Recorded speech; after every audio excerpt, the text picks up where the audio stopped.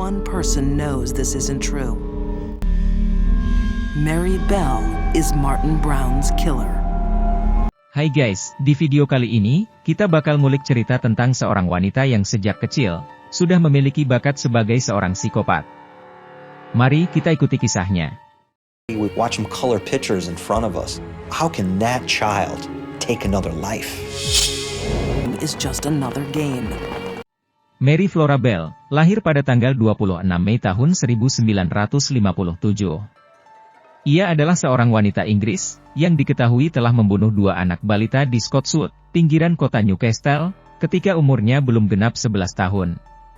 Ya, pada tanggal 25 Mei tahun 1968, sehari sebelum dia berusia 11 tahun, Mary Bell telah mencekik Martin Brown yang berusia 4 tahun, hingga tewas di sebuah rumah kosong, di Scottswood, Inggris.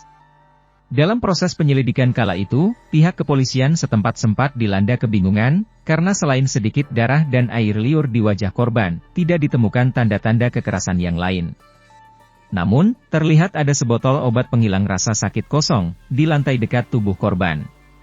Jadi tanpa petunjuk lebih lanjut, polisi berasumsi bahwa Martin Brown telah menelan pil tersebut. Mereka lalu menganggap kematian Martin adalah sebagai kecelakaan. Kemudian, beberapa hari setelah kematian Martin, Mary Bell muncul di depan pintu rumah orang tua Martin, dan meminta untuk bertemu dengan Martin. Ibu Martin lalu dengan lembut menjelaskan, bahwa Martin telah meninggal.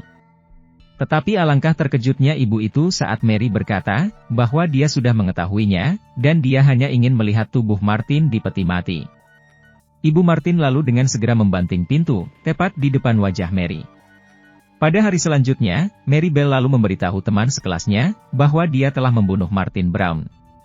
Akan tetapi karena reputasinya sebagai orang yang suka pamer dan pembohong, maka tak seorang pun yang menganggap serius pernyataannya itu. Begitulah, sampai seorang anak laki-laki lain ditemukan tewas. Hari itu adalah tanggal 31 Juli, 2 bulan setelah pembunuhan pertamanya, Mary Bell dan temannya yang bernama Norma, membunuh Brian Howe. Brian saat itu baru berusia 3 tahun. Kali ini, Mary mencekik Brian, memutilasi tubuhnya dengan gunting, menggaruk pahanya, dan menyembelih penisnya. Ketika jenazah Brian akhirnya ditemukan, warga sekitar dilanda kepanikan, karena dua anak kecil telah tewas. Segera polisi mewawancarai anak-anak setempat, berharap seseorang telah melihat sesuatu, yang dapat mengarahkan mereka pada tersangka. Beberapa waktu kemudian, polisi dikejutkan dengan laporan petugas koroner yang mengatakan, bahwa saat darah Brian mendingin, ada tanda baru muncul di dadanya. Seseorang telah menggunakan silet untuk mengoreskan huruf M ke tubuhnya.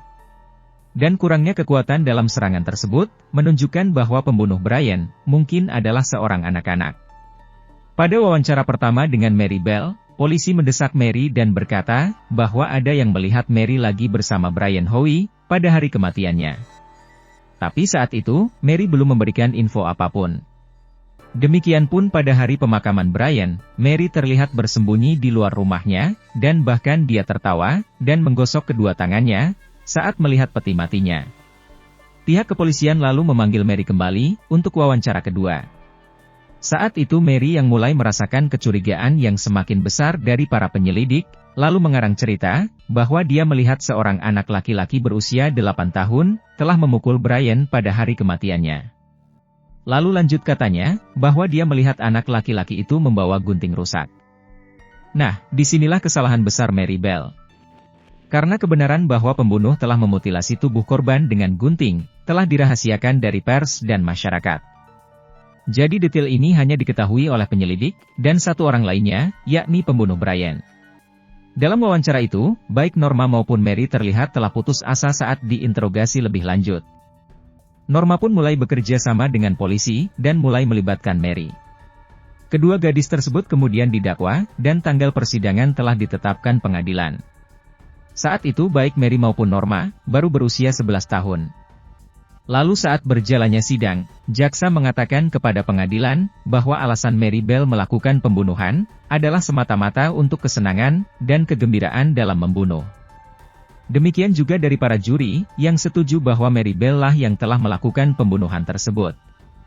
Mary Bell pun dijatuhi hukuman bersalah, dengan dakwaan pembantaian, bukannya pembunuhan.